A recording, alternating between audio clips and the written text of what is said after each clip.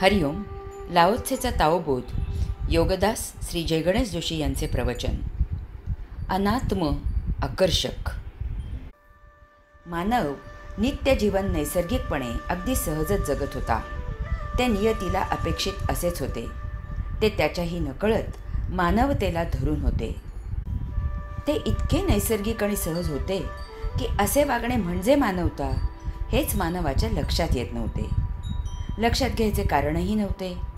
परंतु नाविन्याची हौस मानवाला त्याच्या सहजाचरणापासून, मानवतेपासून दूर घेऊन गेली. ती इतकी पराकोटीला गेली की तसे वागणे हेच योग्य अशीच मानवाची समजूत झाली.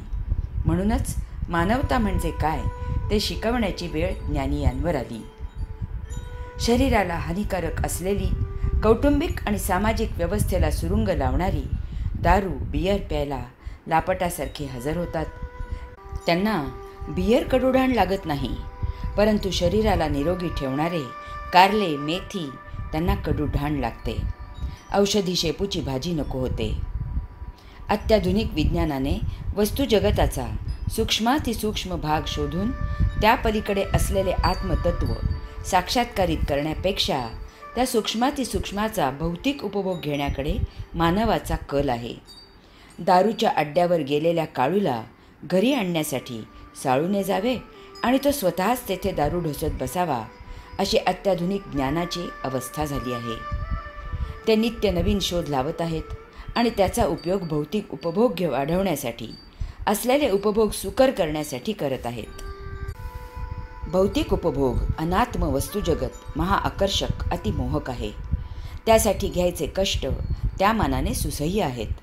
तसेच त्यामुळे होत असलेल्या भौतिक सौख्याची खुमासदार लज्जत हवीहवीशी वाटणारी आहे. यामुळे ते मिळवण्यासाठी होत असलेले कष्ट हे कष्ट वाटत नाहीत.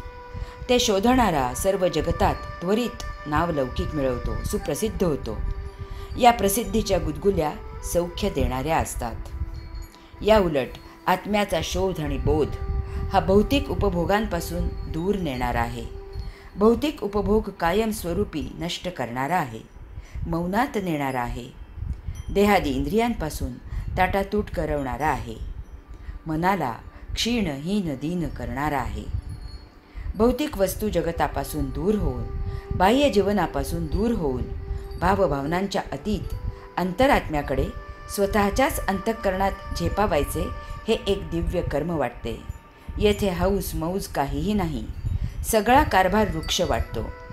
आपण या खुमासदार भौतिकाला कायम मुकणार ही भावनाच भौतिकात रुतवून ठेवते आणि अध्यात्मापासून दूर ठेवते.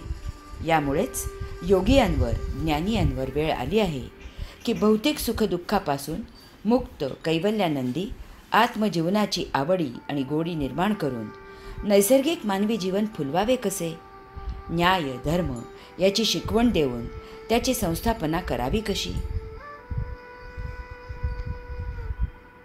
भौतिकाचा दूरगामी परिणाम. मानव नित्य जीवन जगताना नेहमी अल्पकाळाचा आणि स्वल्प प्रगतीचा विचार करतो. आत्ता माझ्यासमोर अमुक उपभोग आहे, तो उपभोगून मला आत्ता महासौख्य मिळणार आहे, तेव्हा जास्त विचार करायची आवश्यकता नाही. चला उपभोग घेऊया आणि आत्ताचा क्षण साजरा करून मौज मजा करण्यात दंग राहूया. पुढचे पुढे पाहू काय असेल ते. येथे कोणी पाहिले पुनर्जन्म आणि संचित उपभोग? कसला आत्मा आणि कसला अनात्मा? हे आधुनिक जग आणि आधुनिक विज्ञान आणि आधुनिक चंगळवादी मानव जे महागंभीर आणि महाजटिल आणि महामूलगामी परिणाम करणारे प्रश्न निर्माण करते, त्यावर विचार करायलाही कोणाला वेळ नाही. बस सर्वजण मौज मारण्यात, चंगळ करण्यात, नवनवीन उपभोग घेण्यात दंग आहेत. यांना त्यांनी निर्माण केलेले प्रश्न आणि त्यावरील विचार ऐकवायला गेल्यास ते दुर्लक्ष करतात. आज विज्ञान अत्याधुनिक झाले आहे, मग आज जगात इतकी रोगराई का वाढली आहे? आज जगात नित्यदिनी युद्धे का छेडली जात आहेत? आज जगात आत्महत्या करणाऱ्यात शिकलेल्यांची संख्या लक्षणीय का आहे? आज जगात नैराश्याने पछाडलेले जास्त का आहेत? आज जगात भुकेलेले लोक जास्त का आहेत? आज जगात दारिद्र्य का जास्त आहे? आज जगात मानव का असुरक्षित आहे? आज बलात्कार, दरोडे, फसवणूक यांचे प्रमाण का जास्त आहे? आज जगातून नैतिकता हद्दपार का होत आहे? आज जगात अन्याय जास्त का आहे? आज जगात अधर्म जास्त का आहे? जितके विज्ञान जास्त शोध लावत आहे तितका बोध कमी होत आहे.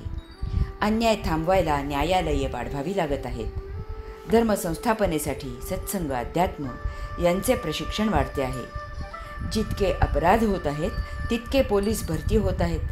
जितके युद्ध होत आहेत तितकी युद्ध सामुग्री निर्माण करावी लागत आहे.